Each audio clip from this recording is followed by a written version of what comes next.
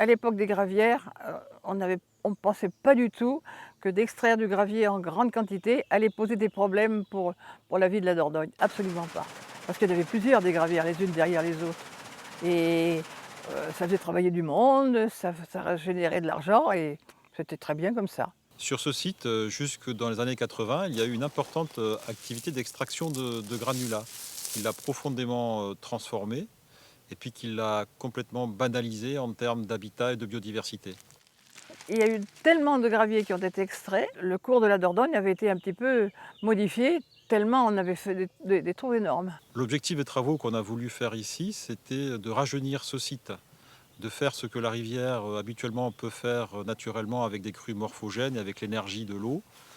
Quand on n'a plus de crues morphogènes, il faut que l'homme intervienne et travaille un peu les formes pour les rendre plus diversifiées, de telle sorte qu'il y ait une mosaïque d'habitat qui est très propice à la biodiversité. La plupart des gens de la commune et d'ailleurs ont trouvé que c'était beaucoup d'argent dépensé pour quelque chose qui servait à rien.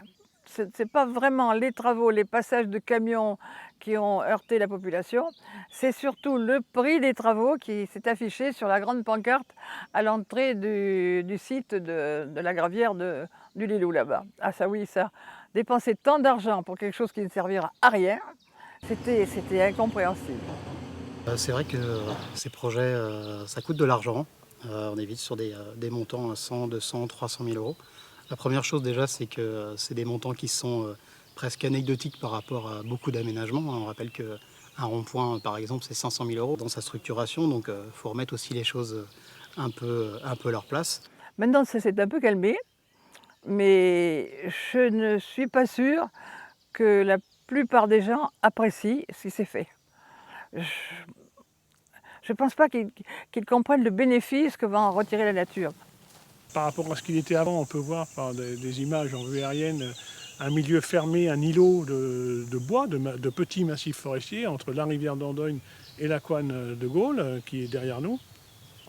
Donc ça a nécessité des travaux d'abattage des arbres qui au début peut paraître un petit peu choquant, dans une zone quand même protégée comme la rivière Dordogne.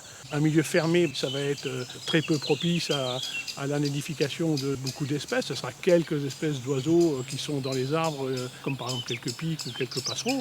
Mais là, il y aura non seulement les pics et les passereaux, puisqu'on a quand même gardé de la végétation arbustive, mais en plus, il y aura les oiseaux d'eau, les limicoles, les anatidés, donc les canards, les bécassines des marais, la famille des hérons, et plus peut-être d'autres espèces, et notamment la loutre, qui est bien plus intéressée par ce type de milieu. Et ensuite, à quoi ça sert? On sait que dans les trajectoires d'évolution climatique, on doit faire de la restauration de milieux naturels. C'est une obligation, reconquérir des surfaces alluviales, recréer des zones humides. Ça a un intérêt pour la gestion des crues, ça a un intérêt en termes de biodiversité, ça a un intérêt en termes de tous les services écosystémiques que ça peut rendre.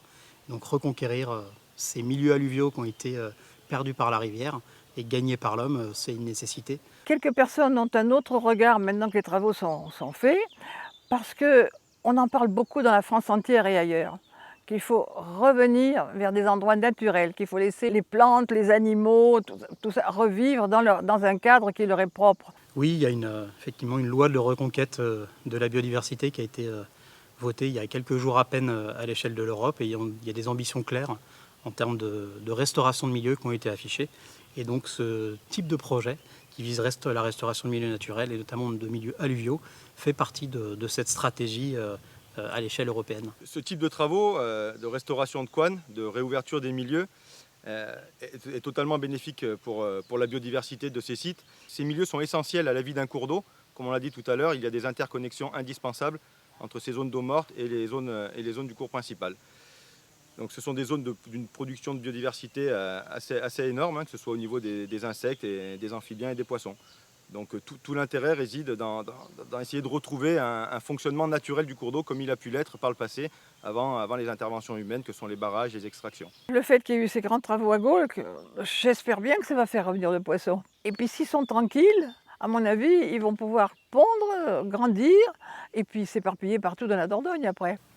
Alors sur cette partie de la rivière Dordogne, nous avons la chance de voir tout un tas de poissons, que ce soit des cyprinidés, des poissons carnassiers. L'intérêt de ces bras morts, c'est qu'effectivement, ils peuvent venir s'y reproduire. Je pense notamment et surtout au brochet, espèce emblématique, qui, ne l'oublions pas, est classée liste rouge sur la liste UICN, c'est-à-dire que c'est une espèce en danger au niveau européen. Cette restauration de rivières en bras morts, avec ses bras morts, ses bras vifs, offre une attractivité et une plus-value très très forte pour la rivière à cet endroit qui avait été défiguré. Je crois que ce qui est nouveau perturbe beaucoup les gens. Ça manque dans leurs habitudes. Et puis je vous dis, ils ne perçoivent pas la nécessité de laisser la nature respirer comme elle l'entend. À tous les gens qui peuvent douter de l'intérêt de ce type de restauration, je les inviterai tout simplement à venir voir les lieux de manière régulière au fil des saisons et au fil des ans pour voir la façon dans laquelle la rivière va retrouver son cours, je dirais pas originel, mais presque son cours normal, et toute la vie qui s'y développera autour sera visible de manière de plus en plus forte. Ce qu'on observe aujourd'hui, c'est le retour de l'eau sur ce site avec des sédiments qu'il transporte, sédiments grossiers, donc des galets, sédiments fins, des sables, et ça c'est très important comme support de vie. J'ai entendu parler d'une loutre. J'espère bien qu'elle va faire tout plein de petits et que ces petits vont en faire aussi, qu'il y en aura partout. S'il n'y a rien de plus joli qu'une loutre, hein.